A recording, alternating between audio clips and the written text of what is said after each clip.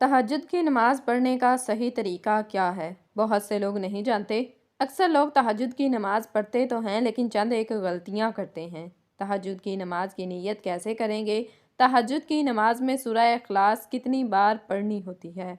8 मरतबा, 6 मरतबा, 4 मरतबा या 2 मरतबा? तहज्जुद में कोई और सूरत पढ़ सकते हैं या नहीं? क्या तहज्जुद के लिए सोना ज़रूरी है या बगैर सोए भी हम तहज्जुद की नमाज़ पढ़ सकते हैं? तहज्जुद की नमाज़ का वक्त कब शुरू होता है और कब तक रहता है? उसका अफजल वक्त कौन सा है? तहज्जुद की नमाज की कितनी रकत अदा कर सकते हैं?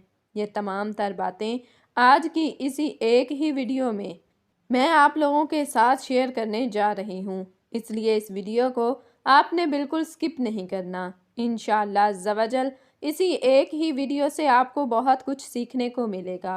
आपकी बहुत सारी गलत फहमियाँ दूर हो जाएंगी। तहज्जुद की नमाज ये बहुत ही फजीलत वाली नमाज है। आका करीम अलैहिस्सलातु वस्सलाम के अरशाद का मफ़हूम है कि फ़र्ज़ रोज़ों के बाद सबसे अफजल रोज़ा मुहर्रम का रोज़ा है और फ़र्ज़ नमाज़ों के बाद सबसे अफजल नमाज रात की नमाज यानी फ़र्ज़ नमाज़ों के बाद नफल रोज़ों में सबसे अफजल रोज़ा मुहर्रम का है और फ़र्ज़ नमाज के बाद सबसे अफजल नमाज यानी नफल नमाज़ों में सबसे अफजल नमाज वो तहज्जुद की नमाज है। इसलिए हमें तहज्जुद की नमाज ज़रूर अदा करनी चाहिए। इससे अल्लाह का कुर्ब हासिल होता है और अल्लाह रब्बुल आलमीन को ये नमाज बहुत ज़्यादा पसंद है। और ये तहज्जुद की नमाज का जो वक्त है ये कबूलियत का वक्त होता है। उस वक्त अल्लाह रब्बुल आलमीन दुआएं कबूल फरमाता है। आका करीम अलैहिस्सलातु वस्सलाम ने इरशाद फरमाया कि रात के आखिरी हिस्से में अल्लाह रब्बुल आलमीन आसमानी दुनिया पर अपनी रहमतें नाज़िल फरमाता है और ऐलान किया जाता है, अल्लाह की तरफ से है कोई मुझसे मांगने वाला, अपने गुनाहों की बख्शिश मांगने वाला कि मैं उसे बख्श दूं। है कोई मुझसे रिज़्क मांगने वाला कि मैं उसे रिज़्क अता करूं। कोई बीमार बीमारियों से शफा मांगने वाला, मैं उसकी बीमारी दूर कर दूं। तो ये ऐलान किया जाता है। ये कबूलियत का वक्त होता है। इसलिए हमें चाहिए कि हम तहज्जुद की नमाज की पाबंदी करें। कोशिश करनी चाहिए, हमें तहज्जुद की नमाज अदा करनी चाहिए। अब आइए बात करते हैं कि तहज्जुद की नमाज की नीयत कैसे करेंगे। लेकिन नीयत जो है ये दिल का पुख्ता इरादा है। ज़बान से अल्फाज अदा करके नीयत करना ये ना नमाज के फ़राइज़ में है और ना वाजिबात में से। बेहतर है अगर कर लें, नहीं तो कोई गुनाह नहीं। ऐसा नहीं है कि आप ज़बान से अल्फाज अदा करके नीयत करेंगे तब ही आपकी नमाज होगी, आपकी नीयत होगी, वरना आपकी नमाज नहीं, आपकी नीयत नहीं, बिल्कुल नहीं। असल नीयत जो है वो दिल का पुख्ता इरादा है। आपने दिल में इरादा कर लिया, आपने दिल में कह दिया मैं तहज्जुद की नमाज पढ़ रहा हूँ या रही हूँ, बस इतना काफ़ी है।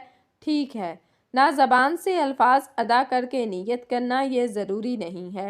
आप नीयत करें कि मैंने 2 रकत नीयत की, मैंने 2 रकत नमाज तहज्जुद के वास्ते, अल्लाह तबारक व ताला के वास्ते, मुँह मेरा काबा शरीफ की तरफ।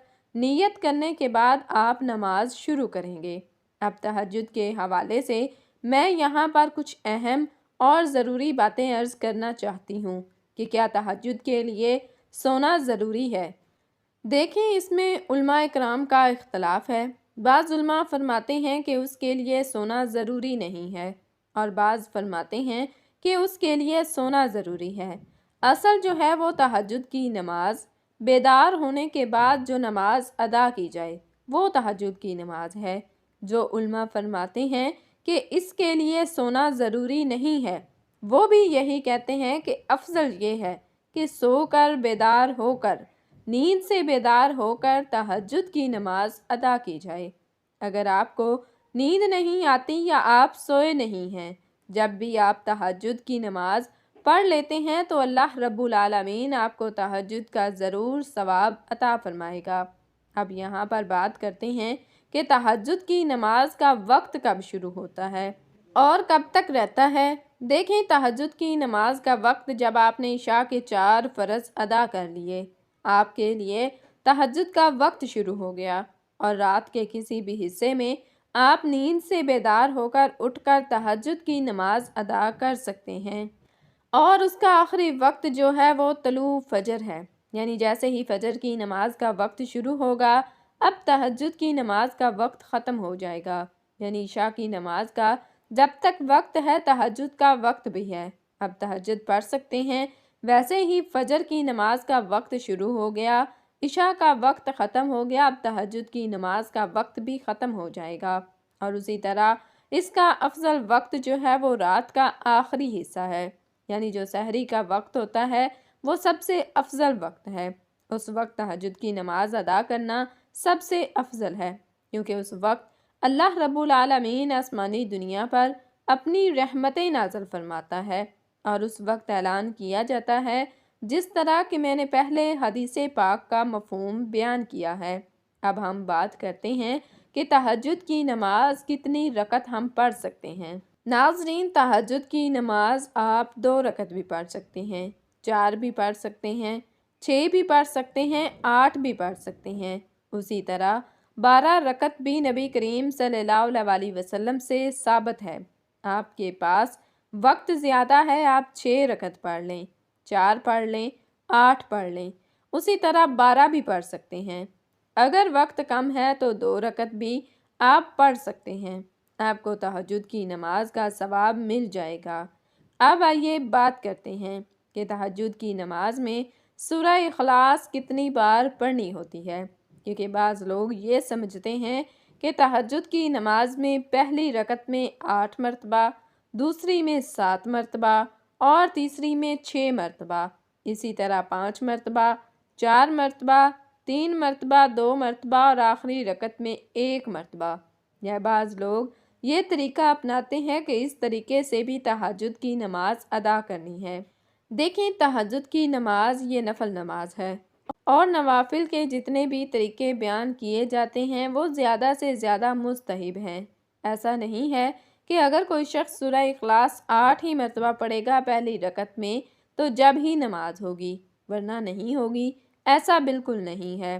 تہجد کی نماز میں سورہ اخلاص چاہے 1 ہی مرتبہ آپ پڑھ لیں، پہلی رکعت میں 1 ہی مرتبہ پڑھ لیں اور ہر رکعت میں 1 ہی مرتبہ آپ پڑھتے جائیں، جب بھی آپ کی تہجد کی نماز ہو جائے گی۔